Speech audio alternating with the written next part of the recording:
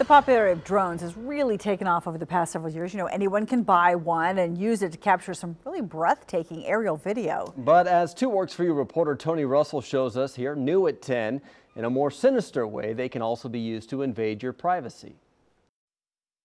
This photo taken by a homeowner in Claremore. Stephen Chase says a drone hovered over his daughter while she played in the backyard. Raj Basu and his wife now cover their windows because a year ago they spotted a drone flying near their bedroom. We've seen drones several times, but that was one time when it was really close to the house.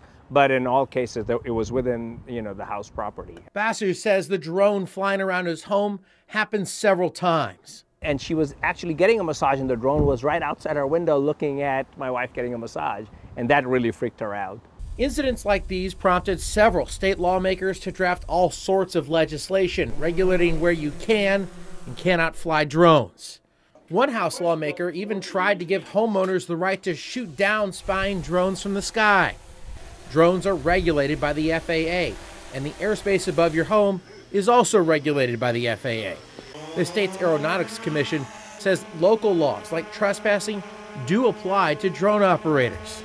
But there's another side to this. Federally licensed drone operators, they want to make sure everyone is playing by the same rules. If I'm going to be over your property, I've already got permission. Meet Todd Ruffin. He's a former TV news photojournalist, now approved to fly drones for commercial business.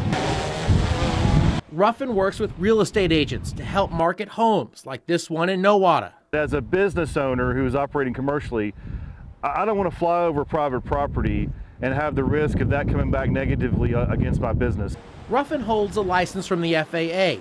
He passed a test on federal airspace, regulations, and weather. Anybody can buy one, and they are. I'm not sure if they're all registering them. The majority of them are going to be hobbyists, but just because you're a hobbyist doesn't mean that the FAA says you can fly it above 400 feet. The thing is, the FAA is wanting everybody to understand the rules, whether you're a commercial pilot or a hobbyist. Realtor Sherm Shanklin will only work with Ruffin because of his FAA license. But I wanted to make sure I was legal, because once these drone videos go online, you're thumbing your nose at the system.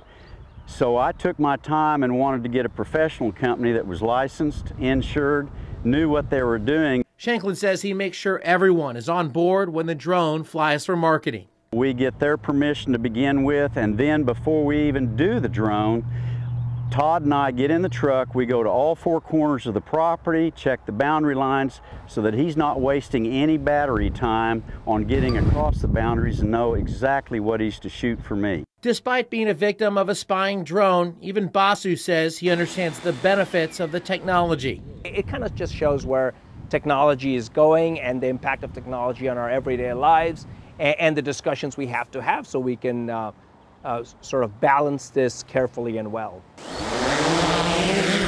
The FAA just announced it's formed a committee to help law enforcement and federal authorities track and identify drones better. Right now, the FAA requires people to go online and register their drone. Tony Russell, 2 Works For You. And right now, you're looking at a live drone picture that we are sharing on Facebook Live, and we are taking your questions about spying drones, if you will. Join Tony Russell on the 2 Works For You Facebook page right now. It's KJRA.